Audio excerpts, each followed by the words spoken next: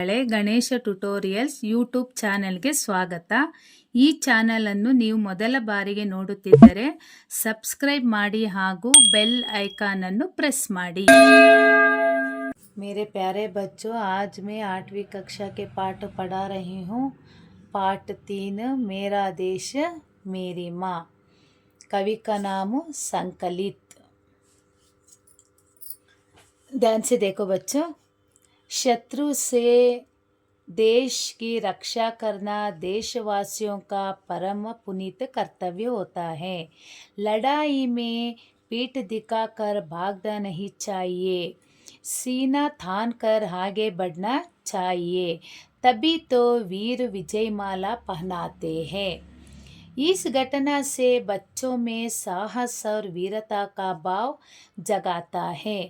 वे अपने कर्तव्य के प्रति सजग होते हैं.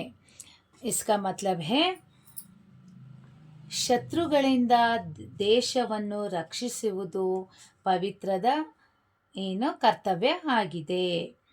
ಯುದ್ಧಕ್ಕೆ ಹೆದರಿ ಓಡಿ ಹೋಗಬಾರದು.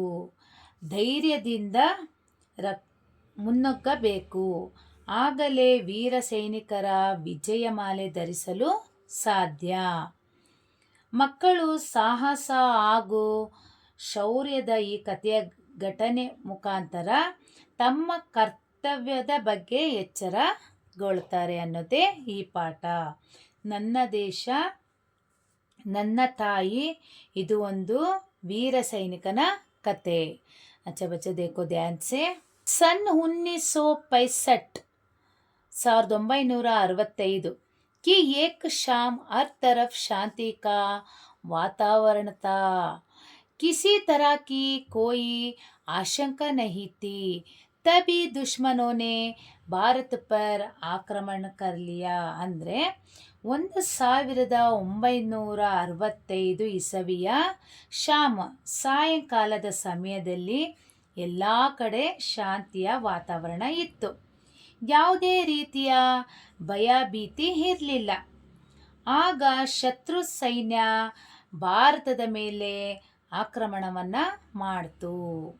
अचानक हुए इस हमले ने ಭಾರತೀಯ ಸೇನಾ ಕೋ ಚೌಂಕಾ ದಿಯಾ. ಇದ್ದಕ್ಕಿದ್ದಂತೆ ಆದ ದಾಳಿಯಿಂದ ಭಾರತೀಯ ಸೈನ್ಯ ಬೆಚ್ಚಿಬಿತ್ತು. छुट्टियां बिताने अपने घर गए सैनिकों को तुरंत वापस आने की आदेश भेजे गए.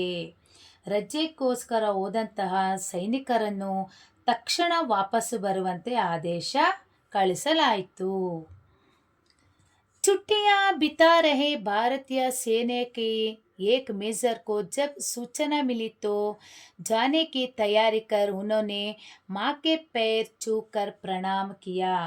ರಜೆಯನ್ನು ಕಳೆಯಲು ಬಂದಂತಹ ಭಾರತೀಯ ಸೇನಾ ಅಧಿಕಾರಿ ಮೇಜರ್ ಈ ಸೂಚನೆಯನ್ನು ತಿಳಿದ ನಂತರ ಸಿದ್ಧನಾಗಿ ತನ್ನ ತಾಯಿಯ ಪಾದಗಳನ್ನು ಸ್ಪರ್ಶಿಸಿ ನಮಸ್ಕರಿಸಿದ. ಮಾ ಕಾ ಮಮತ್ವ ಜಾಗುಟಿ. आंखों में आंसू भर गए और उन्होंने बेटे को सीने से लगा लिया. ನಂತರ ಸಿದ್ಧನಾಗಿ ತನ್ನ ತಾಯಿ ಕಾಲಿಗೆ ಬೀಳ್ತಾನೆ. ತಾಯಿಯಲ್ಲಿರುವ ಮಮತೆ ಭಾವನೆ ಜಾಗೃತಗೊಳಿತು. ಅದರಿಂದ ಅವರಿಗೆ ಕಣ್ಣೀರು ಬಂತು ಹಾಗೂ ತನ್ನ ಮಗನನ್ನು ಅಪ್ಪಿಕೊಂಡರು. ಭಾವುಕರಿಂದ ಅವರ ಕಂಠದಿಂದ ಪದಗಳು ಹೊರಗಡೆ ಬರಲಿಲ್ಲ. ಆದರೆ ತಕ್ಷಣ ಅವರಿಗೆ ಮಾತೃಭೂಮಿಯ ನೆನಪು ಆಯಿತು. युद्ध भूमि को जाते हुए पुत्र के सिर पर हाथ रख आशीर्वाद देते हुए माँ ने कहा. ಯುದ್ಧ ಭೂಮಿಗೆ ತೆರಳುತ್ತಿರುವ ಮಗನ ತಲೆಯ ಮೇಲೆ ಕೈ ಇಟ್ಬಿಟ್ಟು ಆಶೀರ್ವಾದ ಮಾಡುತ್ತಾ ತಾಯಿ ಹೇಳಿದ್ಲು. ಏನು? ಬೇಟೆ, इस समय राष्ट्र रक्षा की प्रत्येक भारतीय का सबसे बड़ा कर्तव्य है. ಮಗನೇ, ಈ ಸಮಯ ಪ್ರತಿಯೊಬ್ಬ ಭಾರತೀಯನು ರಾಷ್ಟ್ರವನ್ನು ರಕ್ಷಣೆ ಮಾಡುವುದು ಅವರ ಕರ್ತವ್ಯ. ಜಾವೋ और दृढ़ता से अपने कर्तव्य का पालन करो. ಹೋಗು, ತನ್ನ ಮನಸ್ಸನ್ನು ಗಟ್ಟಿ ಮಾಡಿಕೊಂಡು ಕರ್ತವ್ಯವನ್ನು ಪಾಲಿಸು. याद रहे, ಭಾರತೀಯ ಪರಂಪರಾ ಸೀನೆ ಪರ್ ಗೋಲಿ ಖಾನೆ ಕಿ ಹೇ ಪೀಠ್ ಪರ್ ನಹಿ.